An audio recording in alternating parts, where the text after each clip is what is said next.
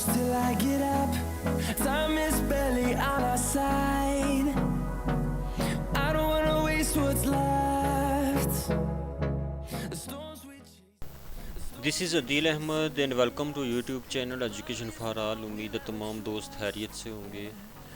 तो इस क्लास से पहले हमने ट्रेन ग्रेजुएट टीचर का जो हमारा पेपर होने जा रहा है नेक्स्ट मंथ में, इसके मोस्ट रिपीटेड एमसीक्यूज़ जो हर तरह की टेस्टिंग एजेंसीज़ में आते हैं, चाहे आप फेडरल पब्लिक सर्विस कमीशन की बात करें, पीपीएससी की बात करें, एजेकेपीएससी की बात करें या एनटीएस की बात करें, तो मोस्ट रिपीटेड एमसीक्यूज़ की एक सीरीज़ हम आपकी खिदमत में पेश कर रहे थे।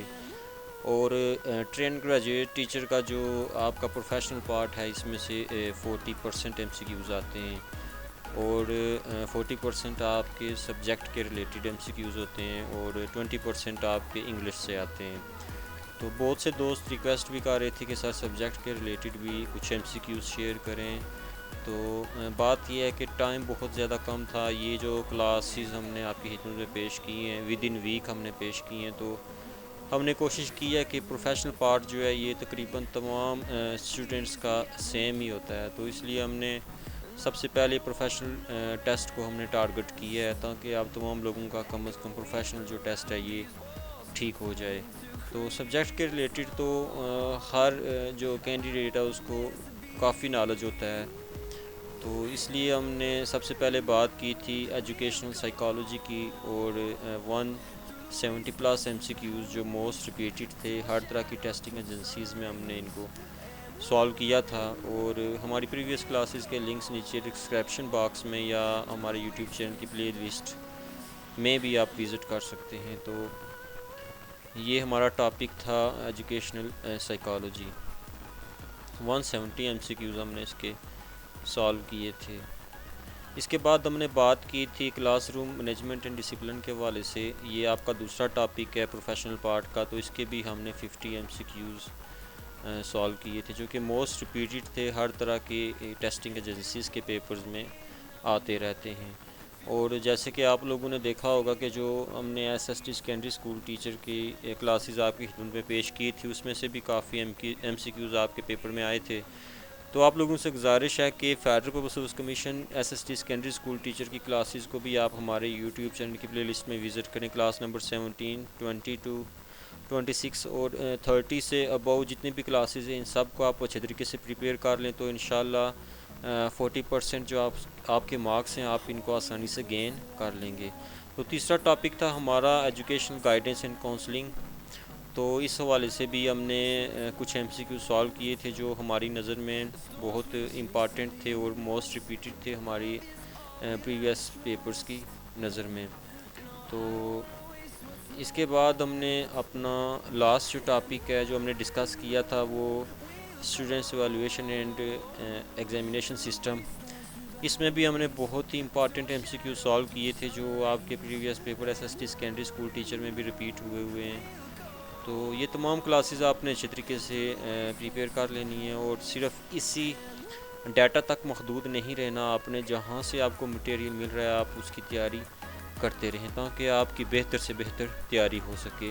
तो आज का हमारा टॉपिक है instructional planning and teaching strategies. तो आज हम इसके जो मोस्ट रिपीटेड एमसीक्यूज़ हैं इनको इंशाल्लाह आज हम सॉल्व करेंगे। तो चलते हैं आज की क्लास की तरफ। आज का हमारा पहला एमसीक्यूज़ है which is not the focal point of triangular process of teaching, A teaching method, B teacher, C pupil and D contents. तो इसका राइट आंसर क्या है? A teaching method. Question number 2 है the goal of teaching is A to give information, B to involve pupils in activities, C to impart knowledge and D desirable change in behaviour. तो इसका right answer क्या है? D. Question number 3 है the rules of presenting the contents to make them easy are called a method of teaching, B maxims of teaching, C techniques of teaching and D teaching strategies। तो इसका right answer क्या है? B maxims of teaching। Question number 4 है solo stands for a system of the observed learning outcome, B structure of the observed learning outcome, C structure of the observed learning outcome and D system of the observed learning outcome। तो इसका right answer क्या है? C structure of the observed learning outcome. C is the right answer. आगे question number 5 है SOLO's taxonomy consist of level A2, B3, C4 and D5। तो इसका right answer क्या है? D5। क्वेश्चन नंबर 6 है with reference to SOLO taxonomy one aspect of a task is understood in A unistructural level, B multistructural level, C rational level and D extended abstract level। तो इसका right answer क्या है? A unistructural level। Question number 7 है two or more aspects are understood in A unistructural level, B multistructural level, C rational level and D extended abstract level। तो इसका right answer क्या है? B multistructural level। Question number 8 है integration is developed between two or more aspects in A unistructural level, B multistructural level, C rational level and D extended abstract level। तो इसका right answer क्या है? C rational level। Question number 9 है to go beyond the given information is A unistructural, B multistructural, C rational level and D extended abstract level। तो इसका right answer क्या है? D extended abstract level। Question number 10 है SOLO taxonomy was presented by A Bloom, B Krathwohl, C Simpson and D Biggs and Collis. तो इसका right answer क्या है? D बिग्स। आगे क्वेश्चन नंबर 11 है स्टूडेंट्स आर पैसिव इन। तो इसका राइट आंसर क्या है? C lecture method. Question number 12 है symposium is a type of A discovery method, B discussion method, C lecture method and D demonstration method। तो ये जो क्वेश्चन है सिंपोजियम, तो ये क्वेश्चन हमारा जो SST सेकेंडरी स्कूल का जो पेपर हुआ था ये इसमें भी ये रिपीटेड था। तो इसका राइट आंसर क्या है? B discussion method. Question number 13 है heuristic means A to investigate, B to show, C to do and D to act. तो इसका राइट आंसर क्या है? A to investigate. Question number 14 है Armstrong was the exponent of A problem solving method, B project method, C discussion method and D heuristic method. तो इसका right answer क्या है? D heuristic method. Question number 15 है according to Kilpatrick the types of projects are A2, B3, C5 and D5। तो इसका right answer क्या है? C5। Question number 16 है activity involves A physical action, B mental action, C mental action, D physical and mental action.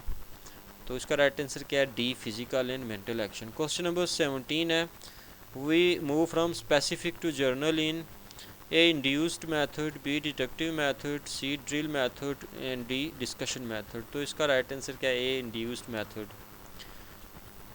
Question number 18 है practice is made in A induced method, B deductive method, C drill method and D discussion method. तो इसका right answer क्या है? C drill method.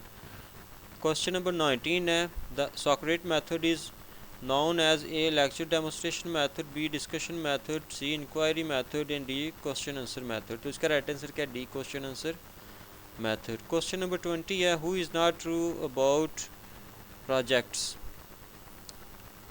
A it is purposeful activity, B it is proceeded in social environment, C it is accomplished in real life and D it is teacher centered activity। तो इसका right answer क्या है? D it is teacher centered activity। Question number 21 है duration of lessons in macro lesson plan is A 5 to 10 minutes, B 10 to 20 minutes, C 20 to 30 minutes and D 35 to 45 minutes। तो इसका right answer क्या है? D 35 to 45 minutes। Number 23 है in British approach of lesson planning more emphasis is on A activity, B teacher, C content presentation and D teacher and content presentation. तो इसका right answer क्या है? D teacher and content presentation. Question number 24 है American approach emphasises on C learning objectives. Question number 25 है which one is not the type of lesson plans on the basis of objectives. तो इसका right answer क्या है? A micro lesson plan. Question number 26 है which is not true about lesson plans. तो इसका right answer क्या है? C it is developed by students. Question number 27 है a good drama doesn't include. तो इसका राइट आंसर क्या है? C very long play. Question number 28 है which is not the objective of drama role play. तो इसका राइट आंसर क्या है? D to make rehearsals. Question number 29 है Drama or role play is useful for teaching? A. History is the right answer. Question number 30. The main types of teleconferencing identified are A2, B3, C4 and D5. तो इसका right answer क्या है? B3. Question number 31 है which is not the types of teleconferencing, तो इसका right answer क्या है? C, TV teleconferencing. Question number 32 है which one is accountable in cooperative learning, तो इसका राइट आंसर क्या है? C, both A and B, individual and group. Question number 33 है cooperative learning is an alternative to, तो इसका राइट आंसर क्या है? A, competitive models. Question number 34 है the number of students in cooperative learning groups are, तो A is right answer 3 to 4. Question number 35 is the essential characteristic of cooperative learning is, right answer is, ये आपने हमें नीचे comment box में बताना है कि इसका राइट आंसर क्या होगा. Question number 36 the students like to spend the most of the time with D, peers. Question number 37 peer culture constitutes, right answer is A, socialisation. Question number 38 is which is not the advantage of team teaching, right answer is D, better financial benefits of teachers. Question number 39 is the hypothesis underlying team teaching is A. Teacher feel bored while working alone. B. Teachers are not competent. C. The best teachers in schools are shared by more students. And D. The single teacher cannot control the class. तो इसका right answer क्या है? C. The best teachers in schools are shared by more students. Question number 40. CAI stands for, right answer is B. Computer assisted instruction. Question number 41 which is not the mod of CAI? A. Tutorial mod, B. Drill mod, C.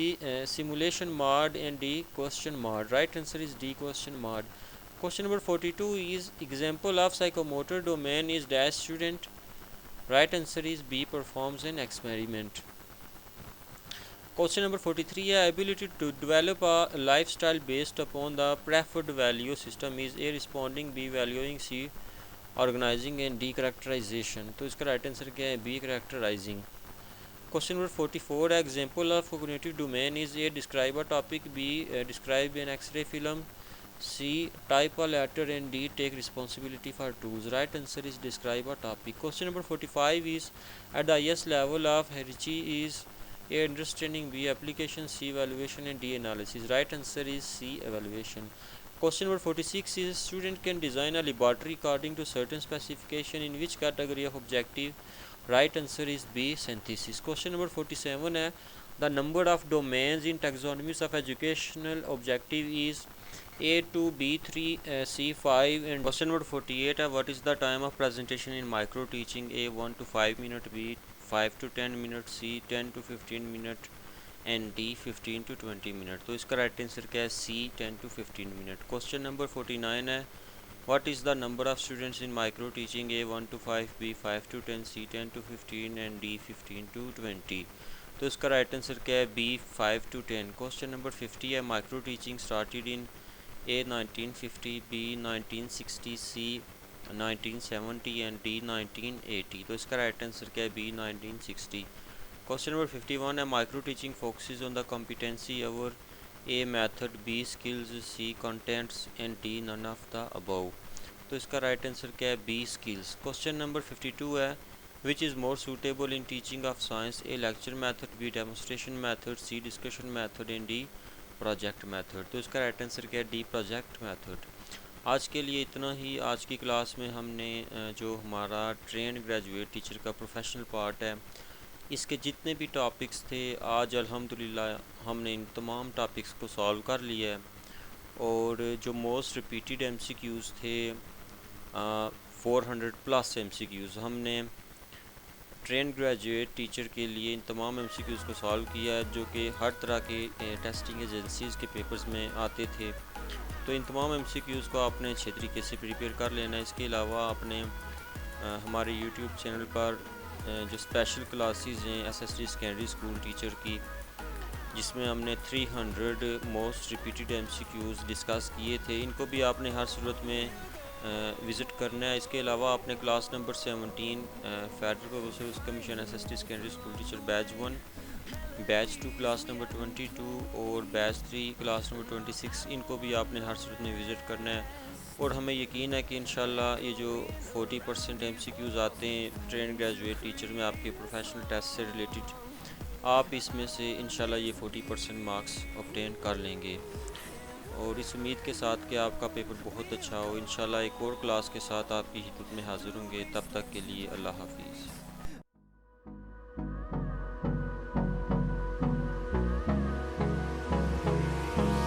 Hold me close till I get up. Time is barely on our side. I don't wanna waste what's left.